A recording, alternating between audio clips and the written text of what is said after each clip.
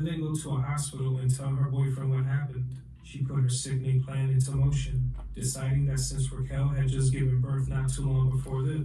But why would she? Oh my god! Oh my god! So you want to ruin this by your side because you couldn't have your baby? You got me.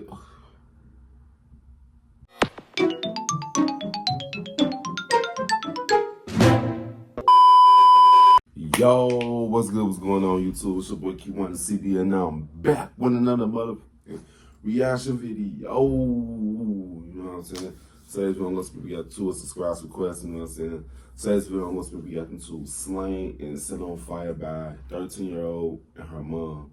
A plot twist, steer her baby, Raquel Montano. You know what I'm saying? Shout out to the person that told me to react to this. Shout out to you. Shout out to you. Shout out to you. You know what I'm saying? You got your video, give a thumbs up. You're going to give a thumbs down because I don't know why. I really don't care. You just too. You know what I'm saying? Yeah, man.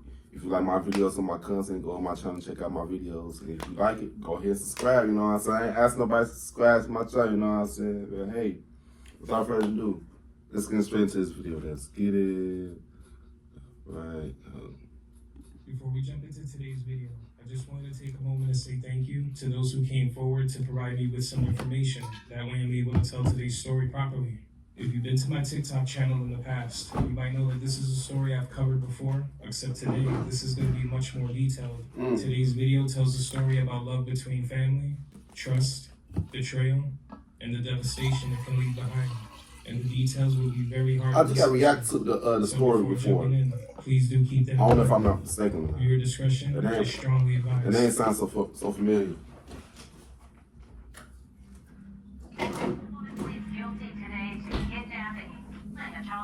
Before running off with her baby. This is a story that made national headlines. Sherman Chow joining us with what the victim's mother had to say in court today. In 2019, Heidi Broussard and her infant daughter went missing from their South Austin apartment. A week later, a tip led police to Broussard's body in the trunk of a car parked outside Furmuska's Houston home. Ashley Bush was a pregnant mom of 3 back in 2022 when she responded to a job post on Facebook that came from Waterman to lure Bush and kidnap her unborn baby. Damn. Police say Waterman later murdered Bush in Pineville, Missouri, and cut the baby out of the mother. The baby later died, and according to the coroner, the couple held a funeral for the baby as if it was their own. Wow. Today, the Graywood family learned the gruesome details behind their loved one's murder. Brooke Cruz will serve life in prison without parole for conspiracy to commit murder and 20 years for conspiracy to commit kidnapping. I learned of how my daughter was murdered and how my granddaughter was taken from her. Ashton, the father of Hazley Joe, is reminded of hope. Our 7-year anniversary is coming up on March 20th. And every day I'm reminded of her more and more. Because every day she grows, she looks starting to look more like her mother. Damn.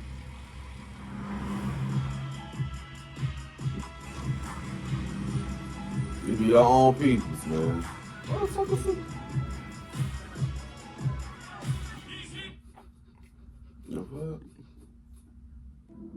Whenever you turn on the news, it can sometimes be hard to truly understand or grasp some of what you're hearing.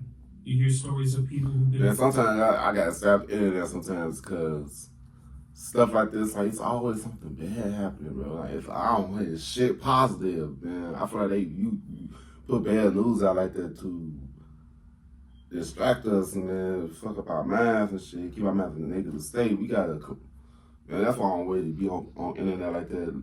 When I hear news of people getting killed, I'm like, oh, Lord, I'm like, again? Guilty of some of the most gruesome crimes imaginable. Take the clips you just watched, for example. Stories of loving mothers who met cruel fates after finding themselves at the center of sickening plots, leaving families distraught, seeking answers and justice. It's something we've seen happen all over the country, and almost sounds like the plot of a horror movie. But every now and then, we're harshly reminded that these horrible things really do happen in the real world. And in 1991, one family would find themselves at the center of a horrifying ordeal, eerily similar to the ones you just saw, except it happened right here in New York City, in the borough of Brooklyn. On today's episode of Evil Intentions, There's always something happening in New York. A Mother's Love, the story of Raquel Montano. That story sounds so familiar. I swear to God, this story sounds so familiar.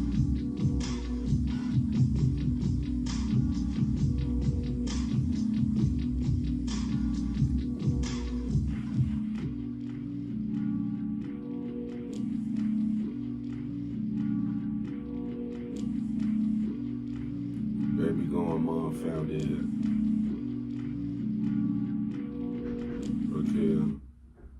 Raquel Montano was born on June 13th of 1971 and resided in Brooklyn, New My York. birthday coming up. She resided on St. Mark's Avenue with her mother and father, not too far from Prospect Park.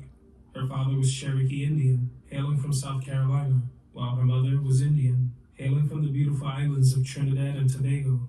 Raquel had 4 older siblings, 3 sisters and 1 brother, all of whom were of Indian and Spanish descent, living in Trinidad, while she was born in New York City. Her mother migrated from Trinidad to the States in the late 60s in search of different opportunities. The trip was supposed to be for about 2 weeks, but she wouldn't end up returning to Trinidad until 1971, after Raquel was born. Raquel had a different father than her sisters and brother, and they weren't raised together. Her mother would end up applying for visas for the rest of the children so they too could make their way to the States, a long process that would take years. Over time, her siblings would make it to the U.S. one by one, with one of her sisters spending time in New York City and relocating to Louisiana later on. Due to the long distance and age difference, Raquel didn't have the opportunity to spend as much time with her siblings as she would have liked, but the family always remained in contact, and there was a lot of love between all of them. In December of 1982, one of Raquel's older sisters would help bring her and their mother over to her home in New Orleans, where she had relocated. That way they could spend the holidays together. Now this would be the first time that Raquel would be surrounded by all her siblings in the same place, a moment full of happiness for all of them. Being able to be together as a family meant everything to them. It wasn't easy to make it happen, but when it did, they were grateful. But I'm not gonna lie, there's nothing like being around all your siblings, man. Every time I get around my siblings, I be loving that shit, bro. I'm like, man, we all here, you know? That's like a sibling's love, man. Also known as Rocky to her family, was described as a beautiful, lively, and happy girl, known for her long, jet black hair and big smile. Once she met her siblings around age 9, she would spend time with some of them as often as possible, especially one of her older sisters, who would often bring her to Coney Island, where she loved it. If they weren't doing that, then they were having sleepovers with their cousins and just making the most out of their time together. The little things made Raquel full of joy, like eating pigs in a blanket for lunch and dinner. Ooh. It was her favorite. Despite some rough times I don't know how growing they up and the eat distance pigs. from loved ones, she was always happy. As she grew older, Raquel was coming into her own and described as a kind-hearted girl who had dreams of becoming a model or a singer. She loved music. She also had interest in becoming a cosmetologist. She was very driven, and there were no doubts she could have easily made those dreams into a reality. Raquel attended Lefferts Junior High, located on Empire Boulevard and New York Avenue, now commonly known as MS-61. She made lots of friends and was always a focused student. It was here that she would meet her future boyfriend, a boy named Sean. They might have been young, but they were inseparable. What started out as a boy and girl innocently liking each other would eventually evolve into something much stronger. They fell in love. Later on, they would attend different high schools, but their love for each other only grew stronger. And soon after, Raquel and Sean were expecting a child together. Being that they were so young, only in their late teens, at first, they were very scared of what was to come. But they also felt that given their love for each other, this child would be a gift. Raquel would move in with Sean and his parents on Rogers Ave, and 3 months later, their healthy baby was here. Look at the baby. It was a boy, and they would name him Sean Jr. The young couple had dreams of someday owning a big house and watching their son grow up. Sean Sr. was thinking of getting a job with the transit authority so he could help provide for his family. He and Raquel had plans of getting married after they graduated high school in June of that year. They were certain they would always be together, but in March of 1991, one cold-blooded plot would rob them of that chance.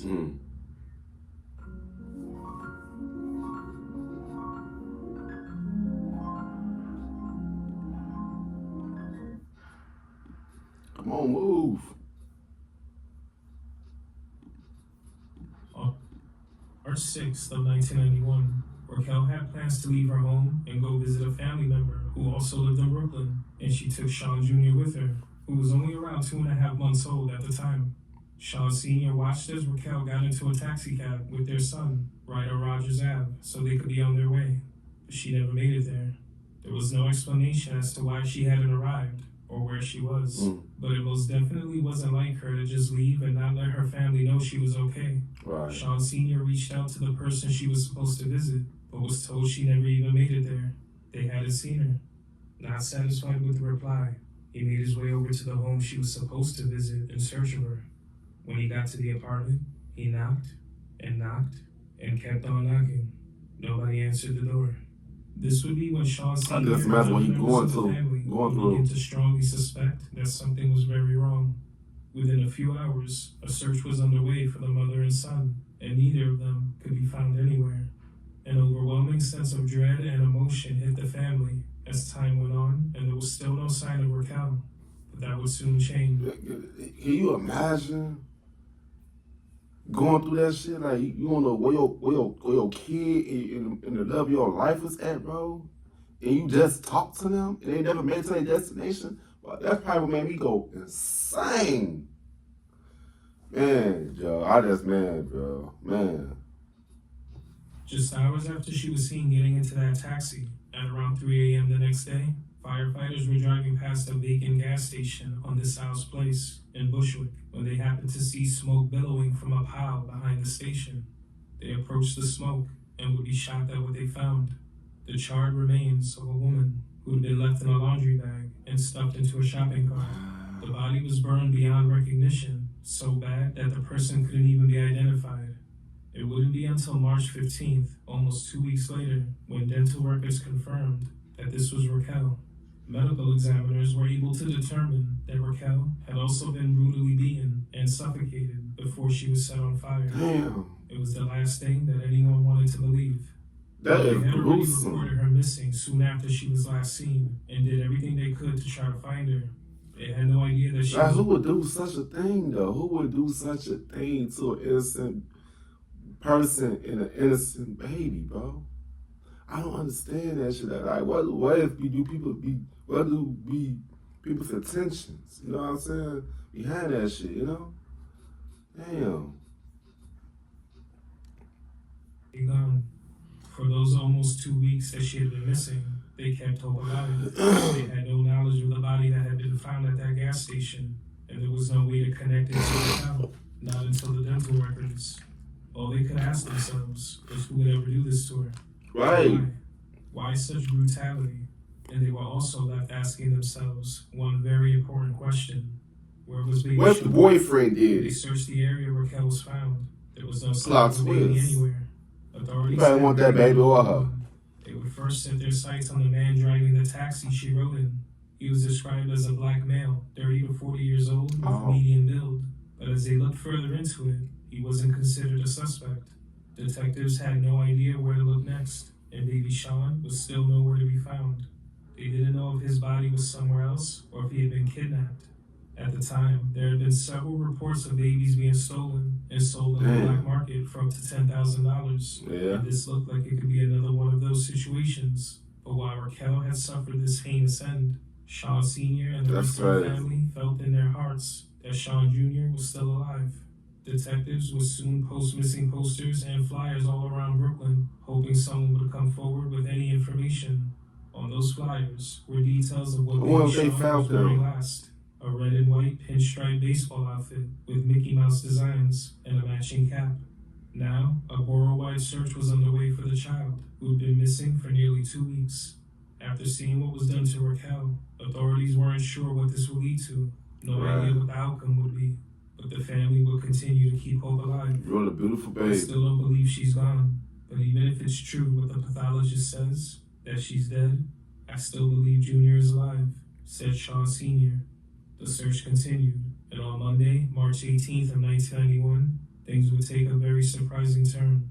Authorities would receive a tip telling them that they knew exactly where baby Sean was. He was at a home in South Ozone Park in Queens, left there by a 36-year-old woman named Pamela Andrews, said to be a second cousin to Raquel. She had known Raquel for a long time since she was just a small child. It turns out that when Sean made that call to check if Raquel had ever made it to Gates Ave, this was the person he was talking to. When she said that Raquel never made it there, she was lying. The truth was, Andrews had been calling Raquel constantly, telling her to come pick up some clothes that she had bought for baby Sean. They weren't particularly close, but it was a kind gesture. When Raquel arrived at the 715 Gates Avenue apartment with her baby, Pamela Andrews was there with her young daughter, Shakota Andrews. After a few minutes of being there, Pamela Andrews would try grabbing baby Sean from Raquel by force, as if the baby belonged to her. It was then that Andrews would begin to viciously beat Raquel as she tried defending herself and her baby. She was viciously beaten until she was unconscious. Then, as her young daughter pinned Raquel down, Andrews would take a pillow and put it over her face, suffocating her. After they were done, they would take Raquel's lifeless body and stuff her in a closet for the next 10 hours as they tried figuring out what to do with her next. It would be around 2 a.m. when they took her corpse, placed her in a laundry. Like, what the fuck? I just know that her mother and her sister was devastated about this shit, bro. Damn, bro. All that stuff could have been fucking prevented. That is crazy, bro. Damn. That's the video, man. And then put her into a shopping cart, walking her body 12 blocks from the apartment to the back of the vacant gas station where she was found. It was here that Shakota Andrews, just a 13-year-old and only in the 7th grade, doused Raquel's body in nail polish remover and set her on fire. What the mother and daughter then simply went back home as if nothing ever happened. That's crazy. The more you stay home, the less you want to leave. That is crazy. The heavier everything feels. You think you're resting. Taking Raquel's life and stealing her child was her plan from the very start. Wow. When Sean Sr. went to that apartment knocking on that door, they had already taken her life. Once authorities acted on that tip, they immediately connected the dots, and they were both brought into custody, where after questioning, the sickening truth was finally revealed. And the reason behind it all was disgusting and truly disturbing. Wow. They would discover that Andrews had been pregnant not too long before all of this, suffering a miscarriage on February 17th of 1991. She took the 8-month-old fetus and threw it down the incinerator. Rather than go to a hospital and tell her boyfriend what happened, she put her sickening plan into motion, deciding that since Raquel had just given birth not too long before this. But why would she? Oh my god. So you want to ruin somebody else's life because you couldn't have your baby. You got me. Who are these people to Raquel again? Is that the auntie? Or somebody? Like, oh Lord. She could just steal baby Sean and pass him off as her own because her boyfriend was expecting a baby and she didn't want to disappoint him. That's crazy. She even went as far as renaming the baby, calling him Kenny like he was hers. She became paranoid. That is crazy. The cops might be onto her, which is why she took baby Sean out of her home and over to South Ozone Park, where he was eventually found. This was where her boyfriend's family lived. They had no idea about any of this plan that she had That done. is Her insane. boyfriend was out of town for a while, making it easier for her to convince them. As far as they knew, this baby was a part of their family. But the truth was, this was all a twisted scheme That's to get crazy. her hands on Raquel's child. And nothing was stopping her and her daughter from making it happen, even if it meant committing a savage, cold-blooded slaughter. That is 2 insane. young foster children and another daughter of Andrews were removed from the apartment and placed into foster care. As they Sean was should. taken to and examined at Whitehall Hospital, and it was determined that he was perfectly fine, left completely unharmed. When he was found, he had new clothes, new bottles, a new diaper bag. It was clear that Andrews had no intention of ever giving him up. The awful Wow. and twisted truth about what was done to Raquel was just about the worst thing imaginable for her family. Their gut feelings about Sean Jr. being alive were spot on, but it wasn't easy or even possible to overlook the tragedy. It was all very bittersweet.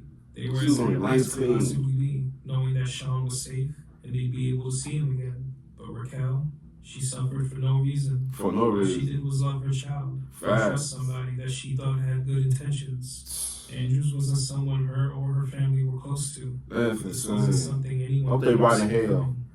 I was suspicious because they never really were close. She had never really shown an interest before, said Sean Sr. as he struggled with the immense loss. On the morning I of feel Tuesday, bad for March him. 19th of 1991, baby Sean was reunited with his father and Raquel's family. They immediately ran over to him. I wonder what and they're doing embraced him now. with hugs and kisses, just thankful he was okay. Last night, we felt her presence. We know she's happy. She knows we found the baby, and now she has peace. Sean Sr. would say the following: I was praying it was not her. We had plans, a big house, seeing Junior grow That's up, and crazy. someday seeing our grandchildren playing. We knew we were going to be together forever, but now our dream died. She was the only girl I ever loved. Man. Pamela and Shakota Andrews were charged with kidnapping and second-degree murder for the slaying of Raquel Montano. When word made its way around, school officials at Junior High School 324, where Shakota attended, said they weren't surprised. It was said that while there, she caused a lot of problems in school. She was said to be easily influenced and ran with a bad crowd, but they had no idea that it would ever get as bad as this. It was a shock to everyone, despite her past. On Monday, September 14th of 1992, both Pamela and Shakota Andrews pled guilty for their roles in the slaying of Raquel Montano. They both struck deals. Shakota was a juvenile, so she would be facing a sentence of 3 to 10 years for her crimes, the maximum allowed by law at the time. Her mother was later sentenced to 20 years to life in prison, but after a short sentence and parole, they're both free today. The aftermath of what was done to Raquel would weigh heavily on her family and her only child. After years of this loving family trying everything they could to be together, to form a bond and remain close, it was all snatched away from them when they least expected it. Sean Sr. was never the same. The woman he loved and wanted to spend the rest of his life with was gone. A violent and brutal end. That is It was crazy. from one moment to the next.